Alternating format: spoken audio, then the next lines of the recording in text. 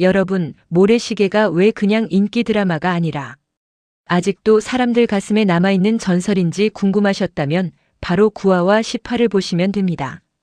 많은 분들이 7화와 8화에서 충격을 받았다면 진짜 무너지는 건 그 다음부터입니다. 왜냐하면 비극은 사건이 터질 때 끝나는 게 아니라 그 사건을 품고 살아가는 사람들 때문에 더 길어지기 때문입니다. 모래시계 9화와 10화는 바로 그걸 보여줍니다. 총성이 멈췄다고 인생이 끝나는 게 아니고 살아남았다고 예전으로 돌아가는 것도 아닙니다.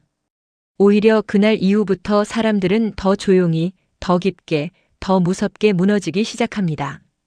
그래서 이 구간은 눈물 나는 장면 몇 개로 끝나는 이야기가 아니라 시대가 한 사람의 영혼을 어떻게 갉아먹는지를 보여주는 가장 처절한 구간이라고 할 수 있습니다. 광주의 비극을 지나고 나면 모두가 달라져 있습니다. 겉으로는 시간이 흐른 것 같고 사람들도 다시 일상으로 돌아가는 것처럼 보이지만 사실 아무도 제자리로 돌아가지 못합니다. 우석은 군복을 벗지 못한 채 살아가고 있지만 이미 그 안의 마음은 예전의 우석이 아닙니다. 명령을 따랐다는 사실 하나로 모든 것이 설명되지 않는다는 걸 누구보다 잘 알고 있기 때문입니다. 누군가는 그를 가해자라고 볼 수도 있고 또 누군가는 그 역시 시대에 떠밀린 희생자라고 말할 수도 있습니다. 그런데 모래시계가 잔인한 이유는 그 둘 중 하나만 고르지 않는다는 데 있습니다. 우석은 분명 명령 속에 있었지만 동시에 그 명령이 남긴 참혹한 장면을 평생 짊어지고 살아야 하는 사람입니다. 그래서 우석의 눈빛은 이전과 완전히 달라집니다. 예전에는 출세와 신념, 자존심이 섞여 있었다면 이제는 그 위에 지워지지 않는 죄책감이 덮여버립니다. 그는 살아남았지만 마음만큼은 이미 그날에 묶여버린 사람처럼 보입니다. 태수 역시 마찬가지입니다. 태수는 원래부터 거칠고 직선적인 사람이었지만 그래도 사람에 대한 뜨거움이 있는 인물이었습니다. 그런데 광주를 지나고 난 뒤에 태수는 단순히 상처받은 청년이 아닙니다. 세상이 어디까지 잔인해질 수 있는지를 두 눈으로 본 사람이 됩니다. 이건 분노 하나로만 설명되지 않습니다. 화가 난다고 해서 끝나는 게 아니라 그 분노가 삶 전체를 뒤흔드는 경험이 되어버린 겁니다.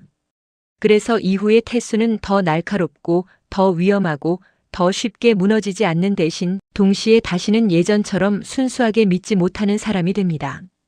좋은 세상, 정의로운 질서, 정직한 권력 같은 것들을 입으로 말하는 사람들을 이제는 더 이상 있는 그대로 믿지 않습니다.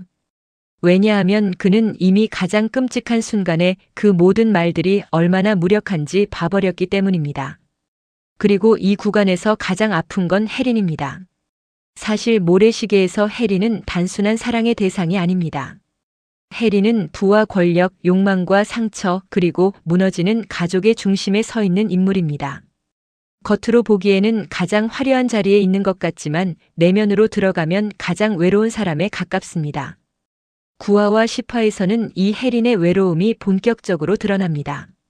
아버지의 세계는 겉으로는 강해 보이지만 실은 피와 공포 위에 쌓인 세계이고 혜린은 그 안에서 사랑도 자유도 제대로 선택하지 못한 채 살아갑니다. 태수를 향한 마음이 있어도 그 감정 하나로 모든 현실을 뚫고 나갈 수는 없습니다. 왜냐하면 혜린은 단순히 누구를 좋아하느냐의 문제가 아니라 자신이 태어난 자리 자체가 족쇄인 사람이기 때문입니다. 그래서 혜린이 조용히 흔들리는 장면들은 단순한 멜로가 아니라 권력의 집안에서 태어난 한 여자가 얼마나 쉽게 자기 삶의 주인이 되지 못하는지를 보여주는 장면으로 다가옵니다. 백제희의 존재감도 이 시기부터 더 무겁게 다가옵니다. 그는 단순히 폭력 조직의 두목이 아니라 이 시대가 만들어낸 또 하나의 권력 그 자체처럼 보입니다. 법이 정의를 지키지 못하고 제도가 사람을 보호하지 못할 때 결국 남는 건 힘 있는 자의 논리입니다. 그리고 백제희는 그 논리를 너무 잘 아는 사람입니다. 그는 감정으로 흔들리지 않고 필요하면 사람을 쓰고 버릴 줄도 알고 세상이 어떻게 돌아가는지 누구보다 냉정하게 파악합니다. 문제는 그런 사람이 시대의 틈을 파고들면 개인은 너무 쉽게 무너진다는 겁니다. 9화와 10화는 바로 그 구조를 보여줍니다. 악인은 한 사람인데 무너지는 사람은 왜 이렇게 많은가? 그 이유는 악이 칼을 들고 직접 달려오는 것보다 돈과 권력과 관계를 통해 조용히 사람을 옥죄는 방식으로 움직이기 때문입니다. 우석과 태수의 관계도 이 구간에서 더욱 비극적으로 깊어집니다. 어릴 적 같은 시간을 보냈고 서로를 너무 잘 알았던 두 사람이 이제는 같은 세상을 보고도 전혀 다른 방식으로 반응하게 됩니다. 우석은 체제 안에서 버티며 살아남으려 하고 태수는 체제 밖에서 부딪히며 자기 식으로 견디려 합니다. 둘 다 나름의 이유가 있고 둘 다 자신만의 상처가 있습니다. 그래서 더 슬픈 겁니다. 만약 한쪽이 완전히 나쁜 사람이었다면 이 관계는 오히려 단순했을 겁니다. 그런데 모래시계는 그렇게 쉽게 가지 않습니다. 우석도 이해가 되고 태수도 이해가 됩니다. 둘 다 틀린 것 같으면서도 둘 다 틀렸다고만 말할 수 없습니다. 바로 그 애매함, 바로 그 인간적인 모순이 이 드라마를 더 아프게 만듭니다. 시대는 늘 사람에게 정답을 주지 않는데 책임은 또렷하게 남깁니다. 그걸 모래시계는 너무나 차갑게 보여줍니다. 10화로 넘어가면 분위기는 더 조용해지는데 오히려 그래서 더 무섭습니다. 이제 사람들은 단순히 살아남기 위해 도망치는 단계가 아니라 자신이 어디까지 망가질 수 있는지를 견디는 단계로 들어갑니다. 우석은 점점 더 높은 곳으로 올라갈 가능성을 품고 있지만 그럴수록 그의 마음은 가벼워지지 않습니다. 오히려 위로 올라갈수록 과거는 더 선명하게 따라붙습니다. 사람들은 성공하면 과거를 지울 수 있다고 생각하지만 모래시계는 정반대로 말합니다. 숨기고 싶은 기억일수록 더 깊은 곳에서 사람을 붙잡는다고요. 그래서 우석이 단순히 출세지향적인 인물로 보이지 않는 겁니다. 그는 올라가지만 편하지 않고 버티지만 떳떳하지 않고 살아가지만 안에서 조금씩 달아갑니다. 이 감정이 쌓일수록 시청자는 이 사람이 결국 어디에서 무너질지를 걱정하게 됩니다. 태수는 반대로 세상과 정면으로 맞부딪히는 쪽에 더 가까워집니다. 그런데 그 싸움은 멋있기만 한 정의의 싸움이 아닙니다. 그는 세상이 정직하게 굴지 않는다는 걸 너무 잘 압니다. 그래서 그의 선택은 늘 거칠고 위험합니다. 하지만 그 안에는 끝까지 놓지 못하는 인간적인 뜨거움이 있습니다.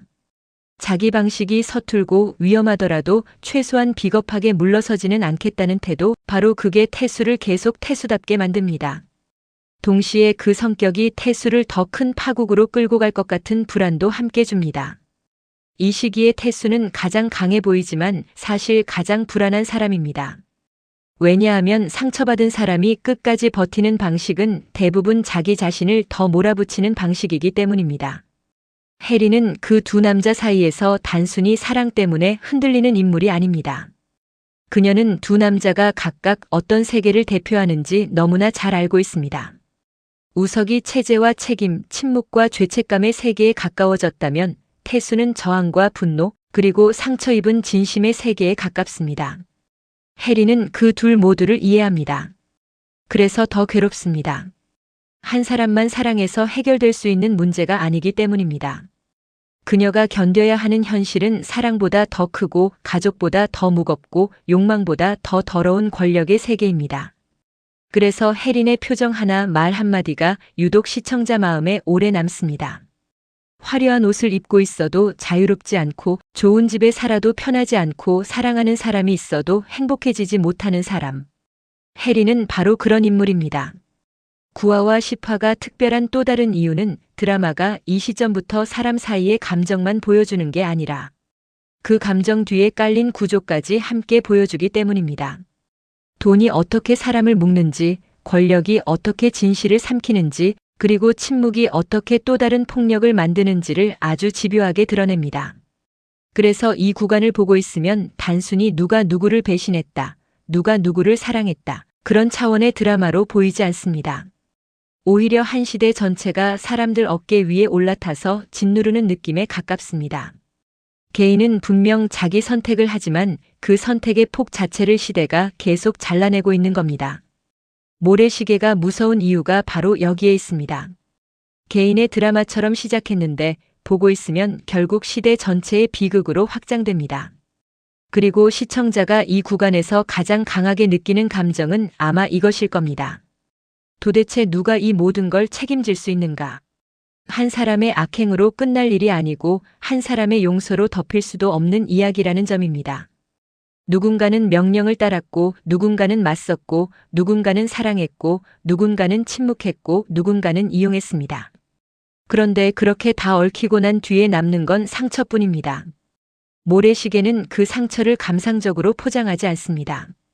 시간이 지나도 사람은 쉽게 낫지 않고 어떤 장면은 평생 지워지지 않으며 어떤 선택은 훗날까지 계속 값을 치르게 만든다는 걸 끝까지 밀어붙입니다. 그래서 구화와 시파는 사건이 많은 회차이기도 하지만 동시에 각 인물의 내면이 결정적으로 굳어지는 회차이기도 합니다. 여기서부터 우석은 우석대로, 태수는 태수대로, 혜린은 혜린대로 다시는 이전의 자리로 돌아갈 수 없게 됩니다. 결국 모래시계 구화와 시파는 한마디로 정리하면 이렇습니다. 비극은 끝난 게 아니라 이제 사람 안으로 들어갔다. 거리에서 벌어진 참혹한 사건이 끝난 뒤 이제 그 후유증이 각자의 삶 속으로 스며들기 시작한 겁니다. 그래서 이 구간은 화려한 액션이나 자극적인 반전보다 더 오래 남습니다. 사람 하나가 조용히 무너지는 표정, 사랑하지만 잡지 못하는 거리, 살아남았지만 웃지 못하는 얼굴, 바로 그런 것들이 시청자의 마음을 오래 붙잡습니다. 그리고 그 감정이 쌓여서 결국 우리는 모래시계를 단순한 옛날 드라마가 아니라 시대가 사람을 어떻게 바꾸는지 끝까지 보여준 작품으로 기억하게 됩니다. 구화와 시파는 바로 그 전환점입니다. 총성보다 침묵이 더 무섭고 이별보다 살아남은 시간이 더 아프다는 걸 보여준 회차. 그래서 이 구간부터 모래시계는 그냥 재밌는 드라마가 아니라 보고 나면 마음 한구석이 오래 무거워지는 진짜 전설이 됩니다.